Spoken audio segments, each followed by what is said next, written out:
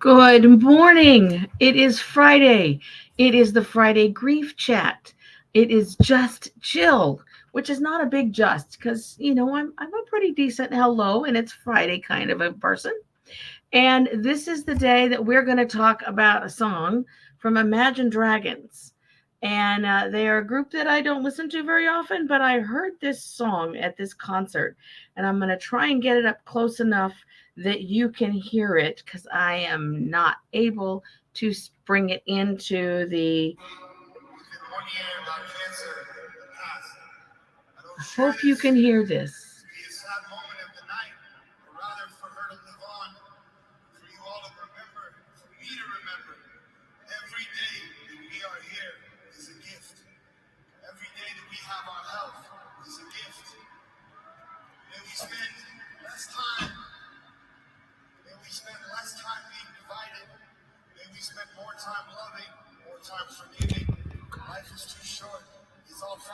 Welcome to the Friday Grief Chat. I didn't realize I had my mute on.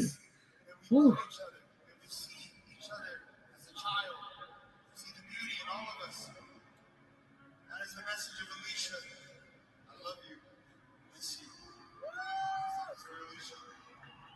That is from Imagine Dragons, and that's at a concert in Las Vegas.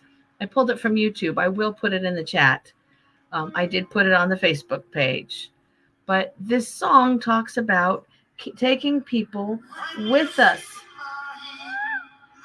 right? And how we need to make them part of life, which is a message that Deb and I talk about frequently.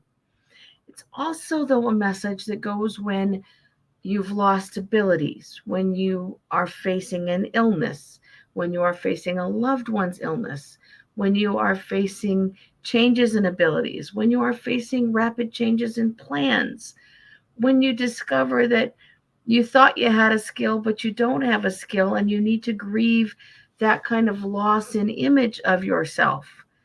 There's been a lot of that around our house and around swirling around my people this last couple of weeks. And of course, I won't talk about clients in particular, but we have a tiny baby at our house right now, and tiny baby has a definite opinion and requires a lot of attention. And it's really hard when you're not the one that he wants to get the attention from, or you can't soothe him when you thought you were the one who could. And I'm speaking generically. There have been lots of hands reaching for this baby boy, and he's pretty particular about the hands he wants. But I've also had a dear friend who's had a sudden illness. And instead of having a wonderful trip to another coast and coming home and joyously preparing for a big conference that they're putting on, they are in a rehab center trying to learn how to function again because change in plans. We don't have plan B around here. We've got plan C, D, E, F. We have subtitles, point one, point two, point three. And you know what? I think all of us do. I got home from my cruise and fully half our group ended up with COVID. Not in the plans. They had other things to do, but they instead isolated and they had time to be sick. We've got people at our office right now down with COVID. And last night I walked into one of the programs where we volunteer and came away discovering I'd been exposed to another illness and now I'm isolating at home. Change in plans. Um, and that is because I don't have the ability to reach and grab that child because I don't want to potentially share something with them. I've got another dear friend who lives in Iowa, the Ellersma family, and I know they won't mind me bringing this up because Rick actually writes some really poignant posts and blogs and makes videos about what it's like to live with chronic pain because he is a child of a United States military veteran who was exposed to Agent Orange, and the result of that was spina bifida for his child, which is something that is also not in the plans of the parents to bring an illness to their child, and not in the plans of the child as they grow up to be significantly different from their friends, to have significant hurdles to climb in relationships, in doing things. I've watched Rick roll all over 2 other states, but I know behind there, it takes a lot to get him there. They travel with a special chair so he can relax. That's the kind of stuff that changes who we are, changes our plans, causes grief because you see other people doing life the way you thought you were going to, and now you're not. How many of you have long COVID? Have had a stroke? Have, as Deb talked about last week, a change in life plans because she's got malformations in her brain, which will indeed at some point probably take my dear friend's life. I gotta tell you, I'm not ready for that. Don't know that I'll ever be ready for that. But I know that she will manage it with grace and expect all of us to remember her humor and the grace that she lived with in having that hanging literally in her head and over her head. When we have those, here's the change in life, like our friend Steve, who is part of this program usually. When his husband was diagnosed with ALS, life shifted dramatically. And his life shifted, and he did it with such grace. And he had to make so many changes. And, if you could give someone an award for that, it would be him because he ended up having to cook all their meals outside on a barbecue grill. He baked bread and pies and food on a barbecue grill that was about the size of maybe 4 loaves of bread. I honestly still don't know how he did it, and I watched him doing it. And that is because when we have that change in plan, whether it's someone we love dies, when it's part of our body dies, when an illness comes after us or someone we love, we have to presto changeo. And there is grief involved in that. And there may be anger involved in that. That is indeed where those stages come from, folks. We can talk about stages of grief when it comes to things like anticipatory loss and loss of ability, because that loss is the one that comes from having to give up what we thought and move into eventually truly accepting what is. When you are having that kind of loss, there can be anger. There can be resentment. There can be all kinds of emotions. You do realize that emojis came from therapists first, right? Not IT. You IT folks, you don't get to claim that. Facebook doesn't get to claim it. Early social media doesn't get to claim it. Even using parentheses for hugs back in the day doesn't get to claim it. Therapists used to have these posters on all of our walls, and probably every CPS social worker too.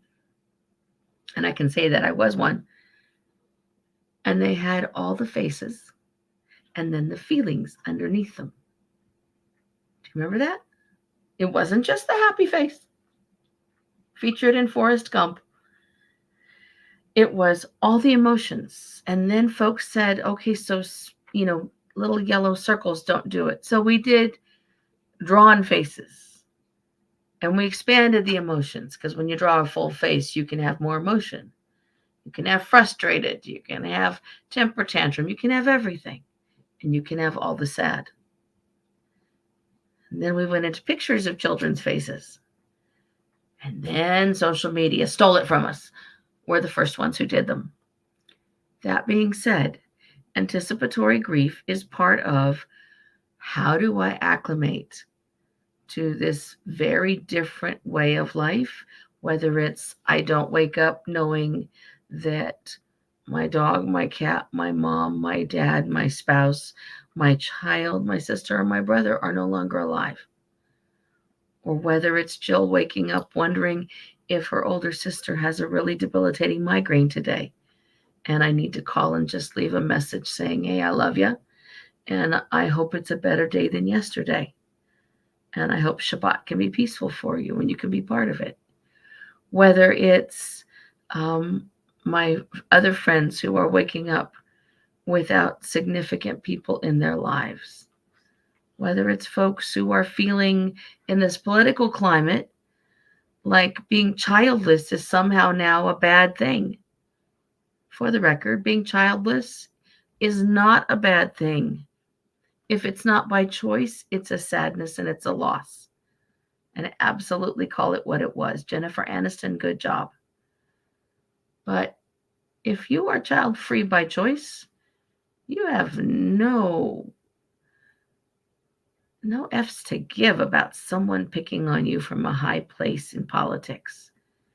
And it doesn't have to be a loss for you, and you shouldn't lose your ability to participate in this world and in our country if you are from the US. If you don't know what I'm talking about, look up cat ladies. It's trending right now. The losses that we experience from whatever reason, when they're happening, we can do the anticipatory grief as we're acclimating. And then after we have gotten to the point where, okay, this is part of me now. Now Jill is defined as someone who's had a stroke and lives with a stroke. Now Jill is defined as someone who no longer has her parents and has lost her mom recently. Now Jill can define herself as someone who has children who have various challenges that require extra help, extra concern, and cause a mom heart extra hurt. And that's for me to carry, not for them. There's lots of different ways we define ourselves by our losses, but our losses shouldn't make us who we are. I am still primarily Jill, all the Jill. And now I'm the Jill with the red glasses too. I am all the Jill. I've had the losses. I have new losses coming up. I have changes of plan coming up that even I don't know about yet. And life, I'd really like you to stop. Right? I am all the Jill who has all the dogs who are making noise in the background right now. And who has just had a loss of thinking that we're not going to have dogs in another 10 years because we just adopted Lily and Lily's an infant, or 1-year-old. So we're going to not be dog free for another 18 or so years, right? That's a change in plans. That's something we acclimate to. My daughter who lives out of state has plans changing rapidly right now. Those are things that need to be acclimated to. And those also involve both gains and losses. And when you have both, then we have to incorporate them into who we are. Right? We just had a conversation on the patio this morning with my eldest, who is doing a bang-up job with a very fussy nephew. And we kind of talked her down, and I did some, let's do the stretch our arms and bring it in and hold it tight and breathe deep, because she needed to know that she can do this and that she is the one who is doing a bang-up job for a small, tiny person who doesn't get it. And for her, that's a loss because small, tiny person doesn't get it. Right? And my younger sister is planning a day, and so we just invaded that. So that's her loss because now she's going to adapt because I've made a special request, and she has indeed agreed to help out a little bit. And she helped out way big yesterday. Those are changes in plans that we make to acclimate, adapt, ask for help, find that sense of humor, and say thank you. And there's the grace. Always say the thank you. Always share the grace. That's why we call this program Humor, Grace, and Grief. We started it in 2020 because of the pandemic. And now we're mid-2024. And our message hasn't changed. It's broadened, right? But now the pandemic's bigger. Here in California, we've got some of the highest numbers anywhere. Others of you in other states, please be cautious. This is not a fun strain. I'm just saying there will be losses because you will be experiencing COVID again if you're not careful, or even if you are.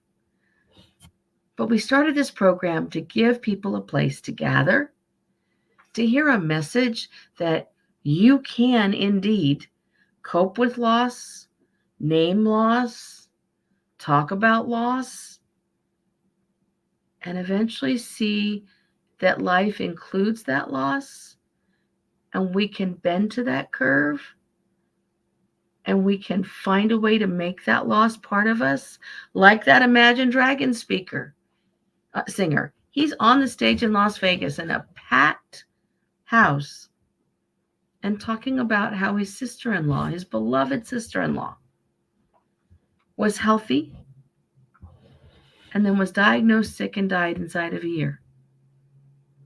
And he talked about how much he missed her and what a big impact she had on his life. And he talked about how he carries her with her, and he will always talk about her so she stays part of the life he continues to live, and people continue to know her name. What a platform! What an amazing thing to do. What a way to show us how to do loss with grace and with still walking into the new life, but without that person fully present. I hope Taylor Swift does that when she loses one of her beloved cats. I hope she talks about pet loss. I don't want her to have a pet loss soon, but I hope she talks about it, and I hope she names it, and I hope she acknowledges it, and I hope she brings the cat's name in. She took the cat to Time magazine. She might as well bring the cat into the concert when there's a loss, because we need to know it's okay to incorporate, to companion the loss, to ask others to companion with us, to ask for help, and to make the loss part of us. Those are hugely important skills to learn, and hugely important for the next loss, because if we don't do it with each one, then they compound like really, really bad, toxic, gluten-filled pancakes for Jill. What we want is for each loss to be named, talked about, coped with, brought into our life. Find the ways to make that loss part of our life so we're ready for the next wave, because you don't get just one loss in this life, and you don't get just one crisis in this life. It never really truly stops, even though we always seem to ask for it to stop. Right, last week we lost, I think, 7 or 8 really significant people who had played significant roles in many lives on the public stage last week. I also saw lots of people having private losses of really significant, important people who really count and really need to be talked about. And I love it when they do that. This morning, there were several people who were marking death anniversaries on social media.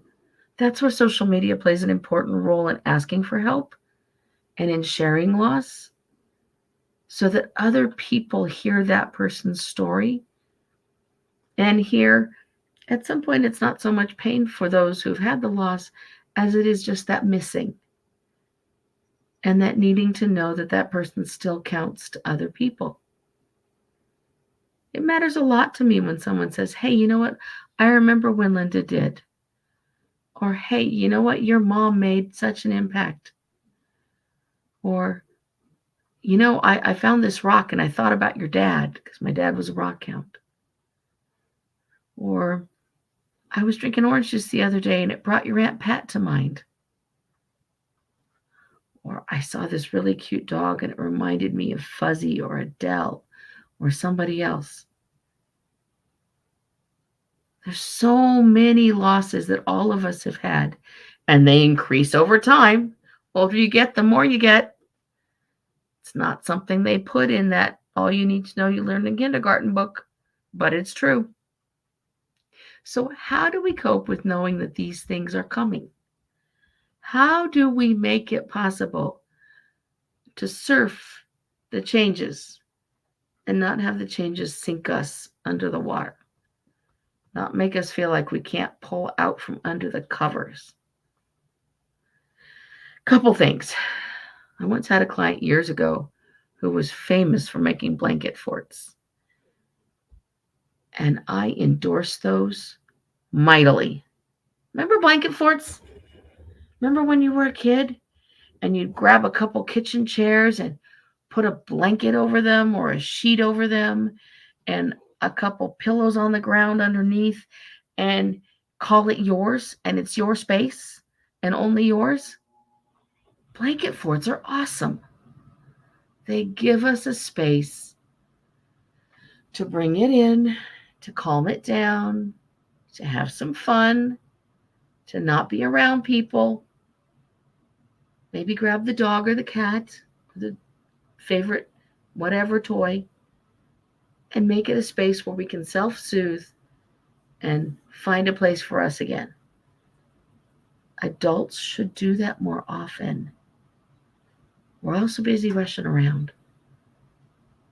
What about a blanket fort day? You don't have to drive all the way to the beach. You don't have to go to the river. You can, in fact, just build that blanket fort. Yes, you can.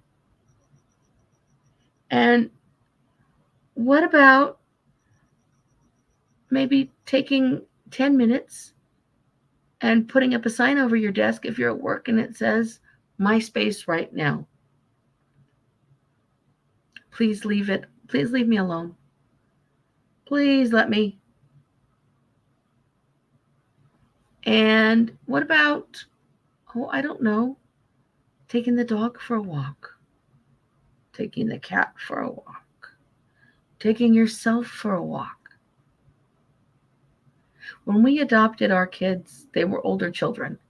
For those of you who don't know, Linda and I got our kids at 7.5, and then a year later at 5.5. And then our third child arrived at just before 16 years later. And there were times that, you just feel like you can't do it anymore. I know other parents who aren't adoptive parents who feel that way too. A wonderful, wise therapist named Lynn Marcinich once told me that her child looked at her and said, "I can't believe I am the fruit of your loins, and we have nothing in common." And she had put everything into that child, and he's an amazing person now. But, we all have those moments as parents. Linda and I learned to tell the kids, we are at the beach for 15 minutes, and we shut the door, and we gave ourselves a time out. That is a skill for grief, for parenting, for bad days, for too many people. All the things. It's a skill. Step out. Just step out. Give yourself a break. That's important in grief.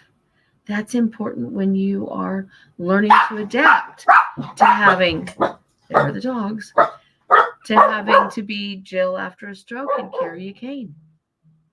I can't tell you how many times I take a long, slow, deep breath when I see someone who is much older than I am, who is struggling to walk, who doesn't need to be walking without an assistive device, also known as a walker or cane. And they look at me with my cane, which I've used for 10 solid years, and they say, when I suggest that they need one, "Oh, I don't want to look like I can't walk by myself." Okay. So what you saying about me? Seriously? And I say, my cane is my best friend. Keeps me upright. Keeps people from thinking that I'm fall down drunk when I'm walking around.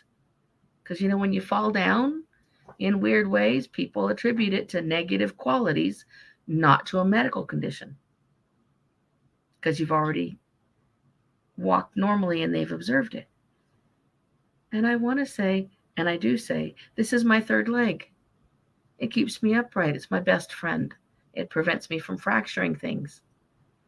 It is my adaptability to the changes in my life so I can continue to enjoy my life. And yes, I have to adapt. When we went to Bermuda, all of my girlfriends went to these beautiful things called the Crystal Caves.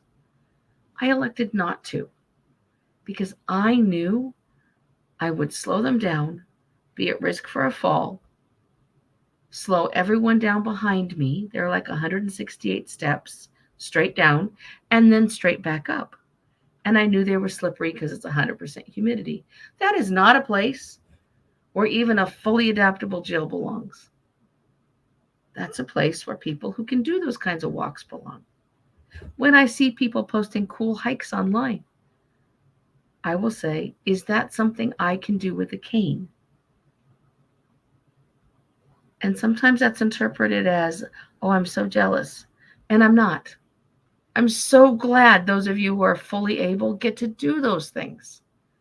I just want to know if I can do it too, or if I need to absorb all the goodness and light and wonderfulness from my chair and from finding YouTube videos, which are wonderful, and from finding drone videos, which are terrific. Technology brings us in now, and that's an adaptability. There's nothing wrong with adapting in ways that don't mean you are included in the actual moment. You can enjoy the moment anyway. Just like after someone dies, you can go back and watch the videos of them. Look at the pictures of them. Remember those moments. And that's why it's important to hang on to a few tchotchkes so that you can hold on to them, so that you can have some kind of tangible connection, so that you can cope and say, I'm so glad you were here, and I'm so glad I still get to share you. And I will say, I do that every single day. I practice what I preach. So here's Adele in her little Christmas ball. She's with me every single day. Not because I'm sad, but because was part of my life, and she brings a smile to my face. And here's a picture that sits on my desk now. That's my mom. And that is not because I am grieving every day. It's because that way I get to touch her picture and say good morning and incorporate her and her loss into my everyday. And when I see someone struggling with, I've got a new diagnosis, then we talk about, so what can you do with that diagnosis? What's left? What things did you like to do before that you left behind that maybe now we can adapt for you?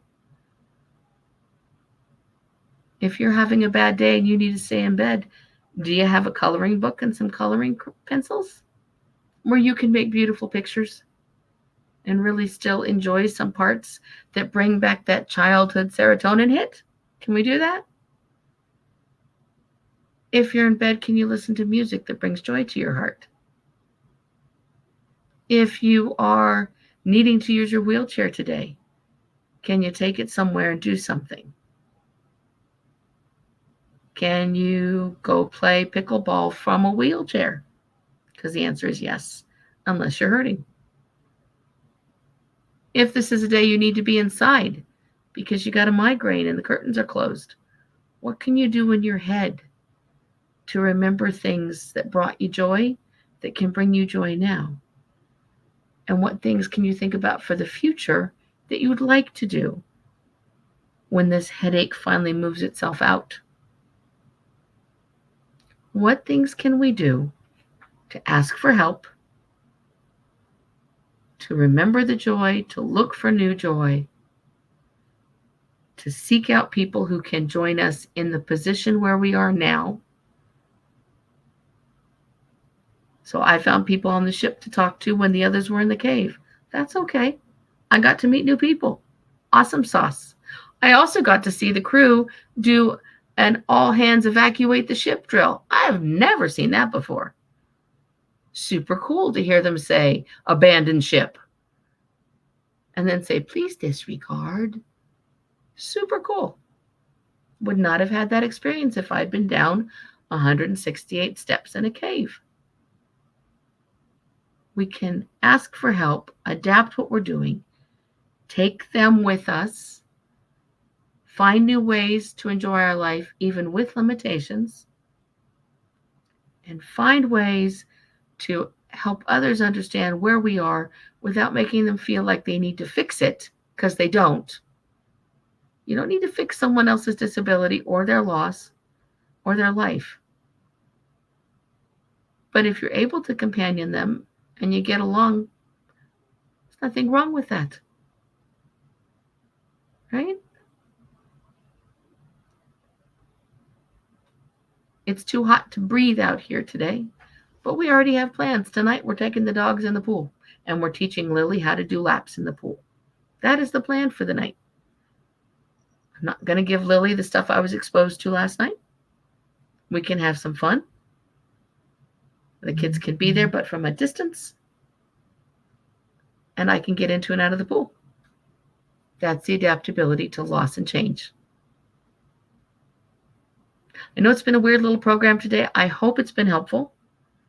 I hope that if you're listening to this afterward, that you will find us at Humor, Grace, and Grief on Facebook, which is also facebook.com/Friday Grief Chat, all stuck together, no caps. I hope that you will find us on all the podcast platforms because we're there. It's under Humor, Grace, and Grief on the podcast platforms. Hope you'll join me at JillJohnsonYoung.com and at TheRebelliousWidow.com, where you can read the first chapter of my book and you can find other ways that help folks who are coping with end of life as well as adapting to illness and disability. Until then, have a wonderful weekend, Deb. I hope you are enjoying the beautiful, magical place by the lake. If you are not on her Facebook page, you need to be, because she's posting pictures that make me feel like I am in a movie. It is just so amazingly wonderful. And I will see all of you back here next week. Bye, everybody.